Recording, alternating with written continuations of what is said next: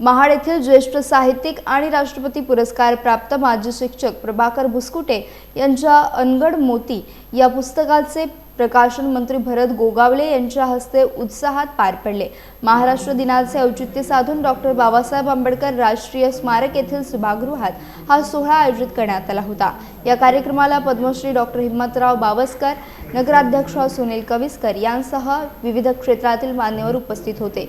अनगढ मोती हे भुसकुटे गुरुजींचे 36वे पुस्तक असून त्यामध्ये महाड तालुक्यातील 27 दुर्लक्षित पण समाजकार्यात योगदान देणाऱ्या व्यक्तिमत्वांचा आढावा घेण्यात आला। यावेळी मंत्री भरत गोगावले यांनी इतिहास जपणे अत्यंत गरजेचे असल्याचे सांगत भुसकुटे यांच्या संपूर्ण साहित्याचे डिजिटल जतन करण्यासाठी सहकार्य करण्याचे आश्वासन दिले। वयाच्या 85व्या वर्षी सक्रिय असलेले भुसकुटे गुरुजी यांच्या कार्याचा यावेळी गौरव करण्यात आला। या प्रकाशन सोहळ्यामुळे साहित्य आणि इतिहासप्रेमींमध्ये उत्साहाचं वातावरण पाहायला मिळालं। मला असं वाटलं की आता बदलत्या वयाबरोबर आणि बदलत्या अनुभवाबरोबर माझं आणि संजयचं राजकीय लोकांच्या प्रतीक्षेचा काळ संपलेला असेल, पण संजय आपण अजूनही त्याच एका कालावधीमध्ये आहोत, कारण प्रतीक्षा केल्याशिवाय त्याचं फळ मिळत नाही आणि त्या फळ मिळण्याकरता प्रतीक्षा करावीच लागते। भरतशेठ आपण येणार म्हणून आम्ही वाट बघत होतो की भरतशेठ येऊ द्या, भरतशेठ येऊ द्या। पुस्तकाचं प्रकाशन भरतशेठच्याच हाताने झालं पाहिजे, कारण आमच्या रीलमध्ये भरतशेठ जर दिसले नाही तर उद्या संजयला कोणतरी प्रश्न विचारेल, काय रे आले? आणि तो प्रश्न कोणी विचारू नये म्हणून तुमच्या येण्याची मी वाट बघत होतो की भरतशेठ या तुमच्या हस्तेच अनगढ मोती, कारण आतापर्यंत महाडच्या इतिहासातले अनगढ मोती तर आलेच आहेत। येणाऱ्या इतिहासात कदाचित अनगढ मोतींचा दुसरा भाग जेव्हा येईल तेव्हा कदाचित भरतशेठ अनेक नवीन नावं असतील, त्या प्रतीक्षेच्या यादीत देखील सर तुम्ही आम्हाला ठेवलं पाहिजे आणि म्हणून आम्ही तुमची वाट बघतो। सरांच्या बद्दल बोलताना काय सांगू, किती जणांना आठवत आहे की प्रभाकर भुसकुटे सर हे त्यांच्या सायकलवर फिरतात। त्यांच्या सायकलवर पुढच्या सीटवर साहिलला, रड्या साहिल जेव्हा ते शाळेत घेऊन जायचे, तो आज साहिल सर वकील झाला, ॲडव्होकेट साहिल झाला। म्हणजे तुमच्या पुढच्या पिढीने तुमचा वारसा लागला।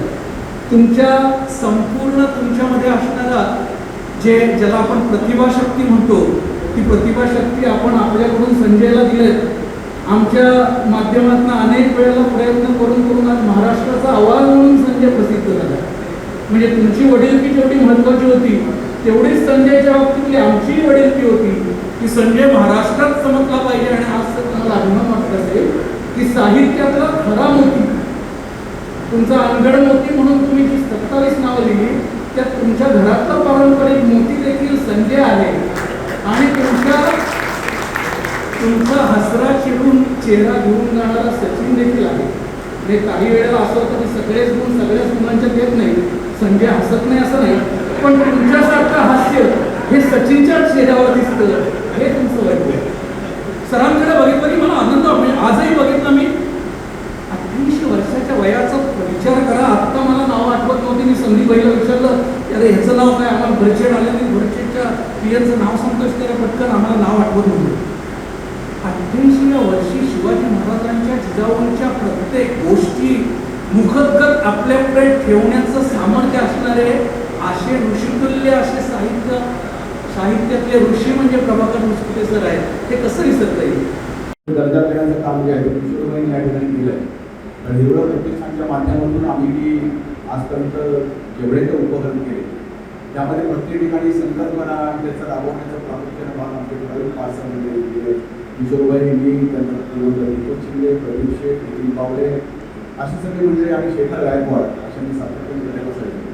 आणि विशेषतः बरेचसे बाबांचं पहिलं जे पुस्तक आहे ईश्वराचे शिपाई हे हिरवळ प्रतिष्ठानने प्रकाशित केलं होतं आणि किशोरबाईंनी त्याचं पहिलं प्रकाशन मंत्रालयामध्ये नामदार तात्कालीन गणेश नाईक साहेब यांच्या हस्ते पहिलं पुस्तक त्या ठिकाणी ते हिरवळ प्रतिष्ठानने प्रकाशित केलं होतं आणि तिथून त्या प्रकाशनाला सुरुवात झाली। नंतर त्यांनी पर्यावरणाच्या संदर्भात पण 4-5 पुस्तकं लिहिली, त्याचं देखील प्रकाशन प्रतिष्ठान निर्मिती हिरवळ प्रतिष्ठानच्या माध्यमातून केली। असं म्हटलं जातं की अज्ञानाची जाणीव होऊ नये ज्ञानाचं लक्षण मानलं जातं आणि ती जाणीव जेव्हा होते तेव्हा खऱ्या अर्थाने घडत असतो। इतिहास ही अज्ञानाची जाणीव सातत्याने आपल्याला करत असतो। त्याला लिओपॉड व्हॅन रॅके नावाचे एक मोठे इतिहासतज्ञ होते. ते नेहमी असं म्हणत असत की इतिहास सांगत असताना वस्तुस्थिती मांडली पाहिजे, त्याचा विपर्यास केला नाही पाहिजे, पण तो मांडल्यानंतर इतिहासाची सांगड घालताना वर्तमान देखील तशाच पद्धतीने जागृत असावी, तो अधिक समृद्ध असावी अशा पद्धतीने पाहिलं पाहिजे. पण लॉर्ड बेंटन फक्त वेगळं म्हणतात की ज्या विभागांना अशा पद्धतीचा इतिहास असतो, तर समीर ते म्हणतात की इतिहास ज्या विभागाला मोठ्या पद्धतीचा असतो तिथल्या वर्तमानातल्या लोकांना फक्त इतिहास सांगण्यावरच त्यांचं आयुष्य जातं आणि पुढचं भविष्य घडवता येत नाही.